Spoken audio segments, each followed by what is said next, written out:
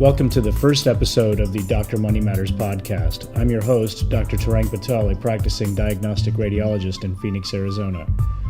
I'm starting this podcast as a way to share knowledge about financial matters as they relate to healthcare professionals. We spent many years learning about the science and the art of providing patient care, but most of us have relatively little knowledge about reaching financial well-being. I know that I had no formal training in setting up investment accounts, negotiating contracts, buying insurance, buying real estate. I just learned by reading and also by making many mistakes. Healthcare professionals are trusted to put their patients' need first, and we in turn assume that everyone in other fields work the same way. Unfortunately, it's not true. By talking about these topics, I hope we can reduce the many mistakes that previous generations of physicians, including myself, have made. Those physicians were able to overcome these mistakes because of shorter training periods, less debt, and they were more likely to be in private practice. Today, we no longer have many of those luxuries, and many of us have a significant debt burden. The good news is that we also have access to information that generation never had. A little background about myself. I'm a practicing radiologist in Phoenix. I went to undergrad at Indiana University, go Hoosiers, medical school at the Kirksville College of Osteopathic Medicine in Missouri. I moved east and did my radiology residency at New York Hospital Weill Cornell Medical Center in Manhattan, and then moved west to serve my Air Force commitment at Nellis Air Force Base in Las Vegas.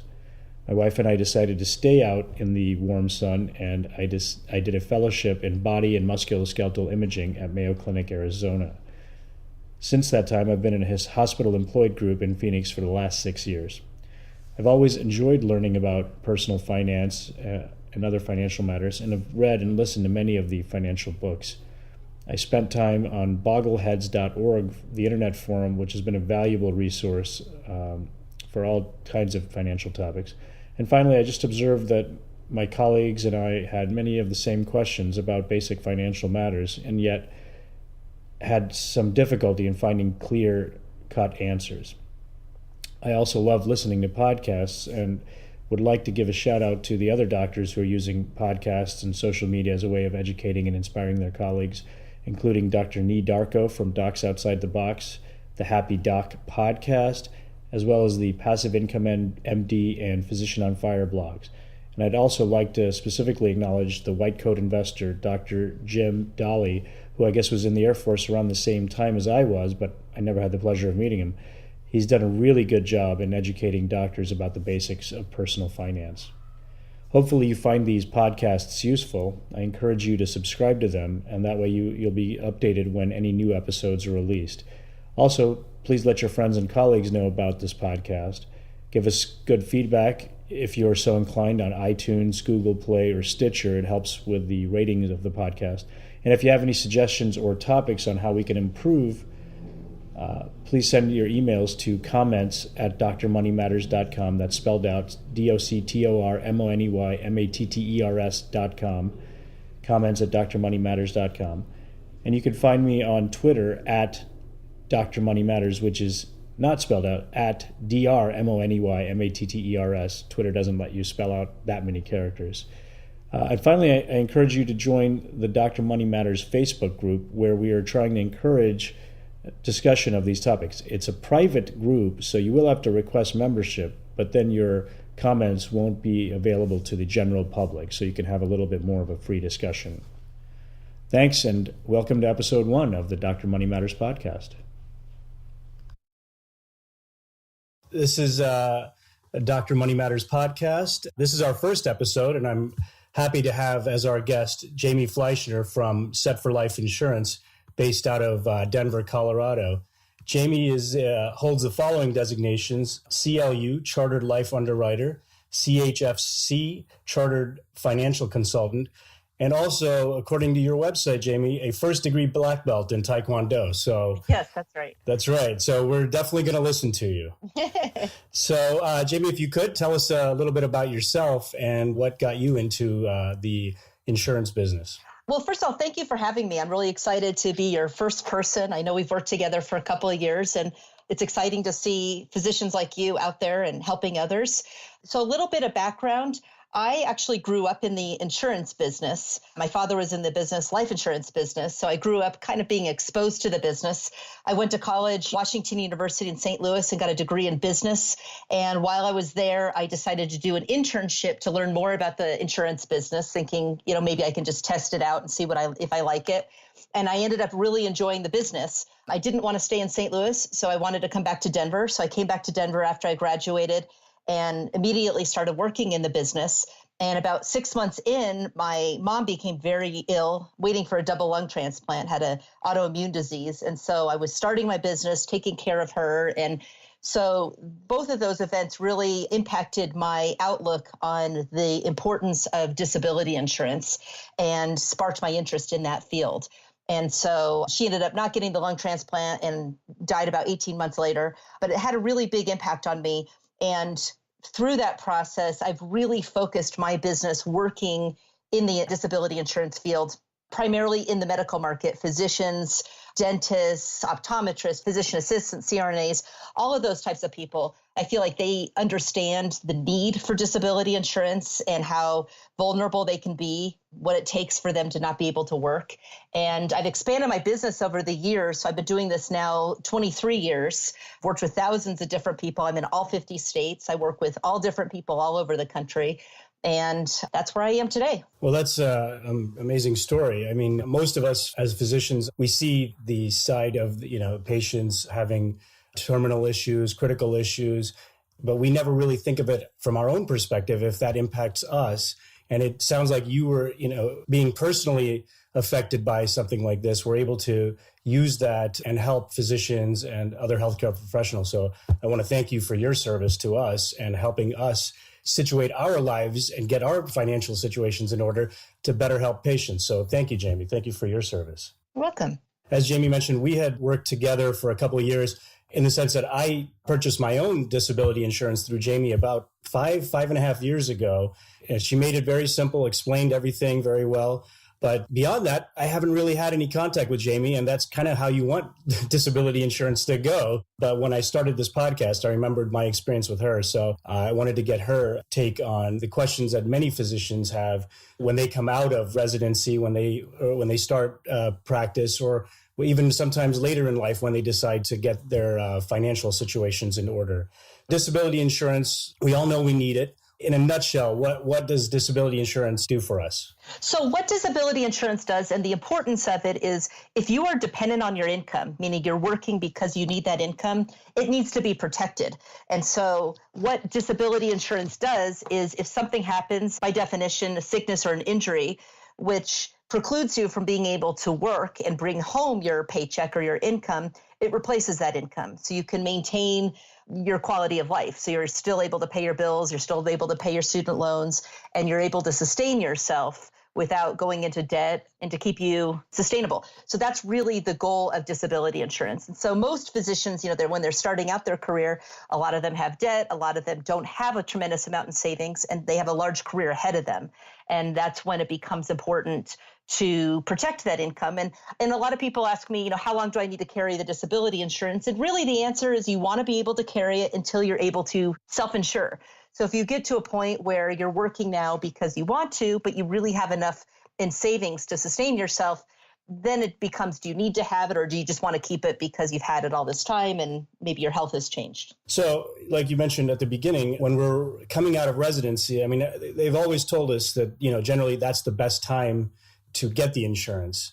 What is the differences if I was, let's say, a second-year resident and, I'm looking at this, and of course, like you said, I'm paying back my loans, I'm making not that much money.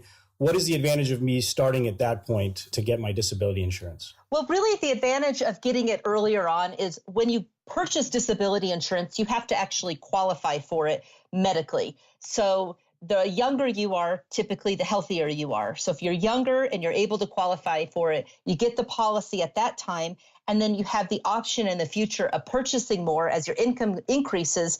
But when you go to increase it in the future, there's no medical questions. So really the advantage, the earlier you get it, the healthier you are. You don't have to worry about a change in health at a later time. That's really the benefit. And typically, when you're in training or in medical school or in residency, I typically recommend just a small minimal policy just to be able to increase it in the future, but not overpaying, not buying a significant size policy because you're on a tight budget. So really the whole purpose of it earlier on is just to be able to ensure your later income. And one of the things that they always talk about is own occupation versus regular disability insurance. Can you talk a little bit about that? Yes. Now, the most important part of the contract is the definition disability, because this determines whether or not they're going to pay a claim. So if you have a weak definition, you're less likely to get paid on benefits. Now, most individual policies have what's called own occupation. And what that states is if due to sickness or injury, you can't work in your medical specialty, they're going to pay you benefits regardless of income earned elsewhere. And a lot of people use the example of a surgeon. Something happens, you're not able to use your hands, you get bad arthritis. You can receive benefits even if you can go back and retrain and do psychiatry or research or teaching or medical sales. As long as you can't do surgery, it's going to pay your benefits. Now, most individual policies do have own occupation on the policy, and sometimes they're called different things. Sometimes they're called regular occupation or your occupation, but as long as you have that language in the policy, you're fine. Most group policies, however, do not have own occupation, or they only have it for 1 or 2 years. Thereafter, they say if you're able to work in any occupation, they will not pay you your benefit. And the reason a group policy is not going to be as comprehensive is they can't individually select and they can't underwrite. So they're going to take the whole pool of people who are eligible and provide a policy for them. And they can't say this person's healthy, this person isn't. There are 1 or 2 companies out there that only have own occupation for 1 or 2 years, and thereafter it's any occupation. And the real downside of that for a physician is after those 2 years, if you're on claim, again, same example of the surgeon, if you're capable of being gainfully employed or working like that surgeon is, they're not going to pay you a benefit. So it's really important that not only is your policy own occupation, but it's own occupation for the full period of the policy. And so going to the group policy versus getting your own policy, I'm glad you brought that up, because a lot of times medical students, residents, dental students, we get mailings from the American Medical Association, the American Dental Association, even through your own hospital. So you mentioned that those are basically group policies. Is that correct? Well, actually, there's 3 different kinds of policies. There's the individual policy, which is going to be the most comprehensive, and you have to go through the underwriting. It's also going to be the most expensive. Then you have the association policy, which is almost like a hybrid between a group and an individual policy. So you're able to purchase it individually. Oftentimes you don't have the underwriting, but as a result, it's not as comprehensive. It's typically only own occupation for 1 or 2 years, and the rates are not guaranteed. So an association policy has age-banded rates. So the mistake a lot of young physicians have is they purchase a policy when they're younger saying, wow, this is inexpensive. It's a lot less expensive than an individual policy. That every time they have a birthday that ends with a 5 or a 0, their rates go way up. And then what happens is they get into their 40s. It's very expensive. They try to apply for their own policy, and now they have trouble getting it. So association policies, while they look appealing initially, if you read the fine print, they're not going to be as comprehensive as an individual policy, and the rates aren't guaranteed. Then the third kind is the group policy, which is typically offered through an employer. Sometimes you have to take those policies. They usually need about 70% participation, because otherwise the healthy people would all go out and get their own policy. So if you do have a group policy, you can still supplement with an individual policy, but you may be limited how much you have. So the group policy usually will provide, say, 60% of your income. The employer's paying for it, so it's taxable. So an individual policy will bridge the gap between what the group provides and how much you need to insure. Okay. So actually, that brings up a question that I've had, and a couple of my colleagues have had. We have our own disability, but we also have from our hospital as well. And the question was, is there a maximum that you can purchase? Is there, for some of the people in higher paying specialties, such as surgeons, dermatologists, anesthesiologists, radiologists, is there a cap that you can get? Is it better to get more through your own policy? That's actually a really good question. So yes, there is a limit on how much you can get. So typically, now group policies usually cover 60% of your income to a limit, usually say 10,000, 15,000. And so the higher your income, the less replacement that's going to provide. So you can supplement on top of that. Now, the maximum amount you're eligible for is based on your income and your group benefits in force. So if you do have a group policy, the maximum aggregate benefit you can have is $30,000 a month benefit. So again, depending on your income, if you're eligible for that. So if your group is providing 15, you may be able to get 15 elsewhere. If you don't have a group policy, the maximum individual benefits you can get is up to $25,000 per month. And again, the individual policy is a tax-free benefit. Now, the group policies can be tax-free or can be pre-tax, depending on how you pay for it. Generally, I think. If the employer is paying for it, it's taxable. If you pay for it, it's tax-free. Gotcha. Another question, they can be different costs for men and women, correct? That's correct. So disability insurance is priced based on gender. Women pay on average twice as much as men do.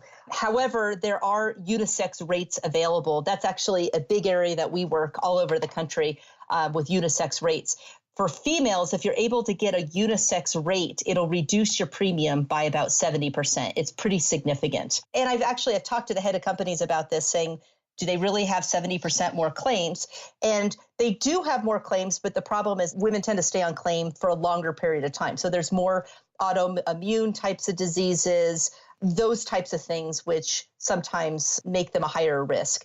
But once you have a policy, if you get a unisex policy, once you have that on the policy, that's permanent. That never leaves. And when you go to increase the benefits, it's still at a unisex rate. So it is a big deal to get those. Nowadays, it's greater than 50 or 55% of medical students are female. So it's very important information. Another question, and this applied to me when I came, I was an active duty Air Force member. So at the time, I was under the impression that I was not able to purchase disability either in residency or during my active duty time. Is that still the case? Yeah, it is really tough to get policies when you're active duty military. They used to be able to provide those, and then we were able to get those through Lloyd's of London. Now we have to actually wait until you're no longer active duty to purchase a policy. If you already have a policy and then become active duty, you can actually put your policy on suspension during that period of time. So you're not paying premiums, and then you can resume the policy when you're no longer active military. And I do believe military members have their own government-sponsored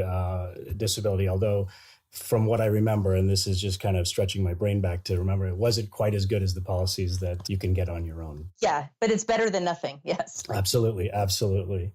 There were specific riders and clauses that were important in disability insurance. I believe the cost of living adjustment. So if you could just talk about that one, and then maybe I think there's mental nervous conditions also as a separate rider. Yeah, so there's a couple of things. So what a rider means is an extra benefit. Sometimes these things are built into the contract. Sometimes you have to add them in and pay extra.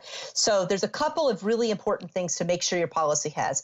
All individual policies should have non-cancelable guaranteed renewables. What that means is once you have your policy, the company can never modify or change your contract, and they can never increase your premium. So that's really important. So they can't ever say we're having a rate increase or now we're no longer going to cover HIV.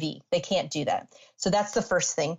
The second thing, you want to make sure that you have that own occupation definition.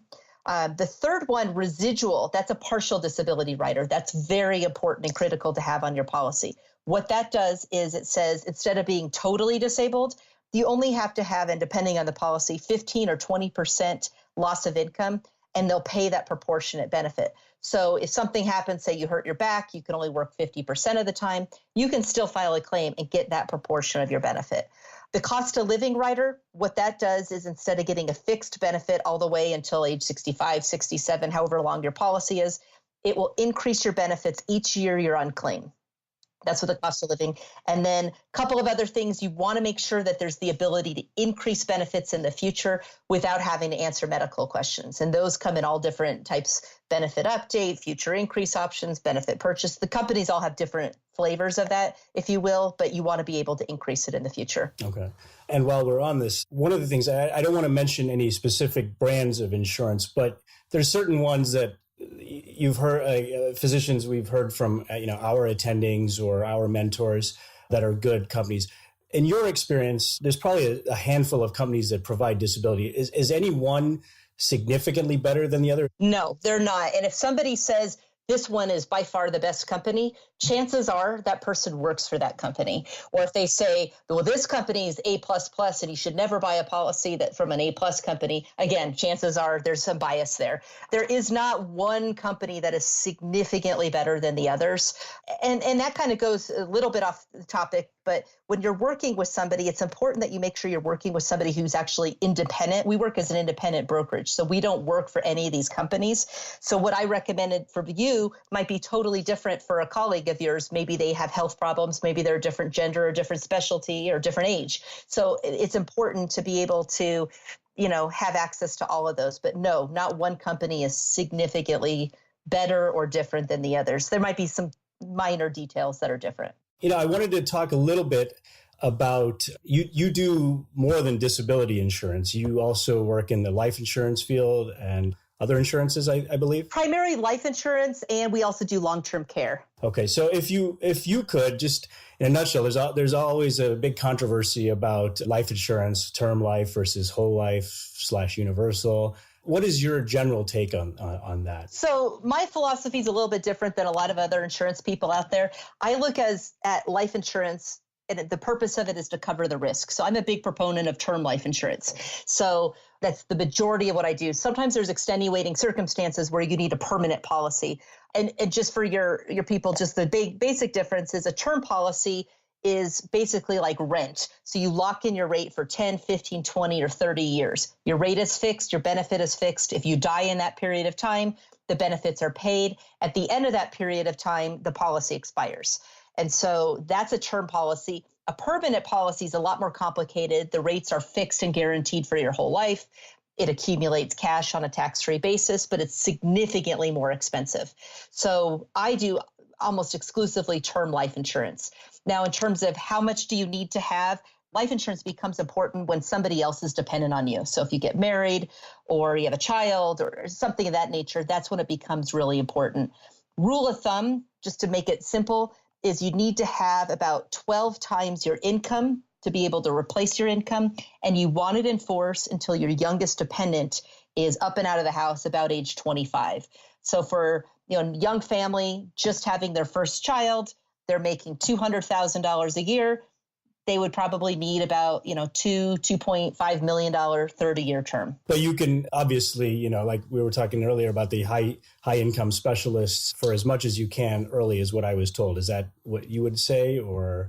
Yeah, I think, again, the younger you are, the less expensive it is to get it. And again, if you anticipate, okay, I'm going to be getting married and have a bunch of kids, and I'm young and I'm healthy, yeah, you can get it earlier on. Although if you're single and nothing coming up on the horizon, yes, you can get it to protect your insurability, but it's not imminent. It's not necessary to get it right away. Last thing, I think you had mentioned you also do long-term care insurance. Talk a little bit about that and how it relates to physicians or I guess any other high-income earners. So really, long-term care is sort of a sister product to disability insurance, the way I look at it. So disability insurance covers your income in your working years. So if you're dependent on your income, it pays for that. Long-term care really protects your retirement years.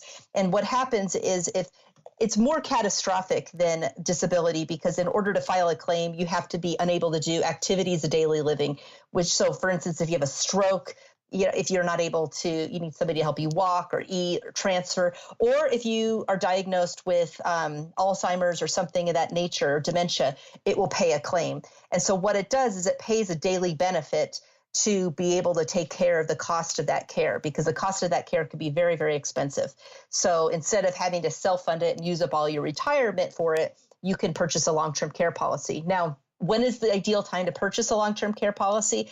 I don't even recommend even considering it until you're in your 50s.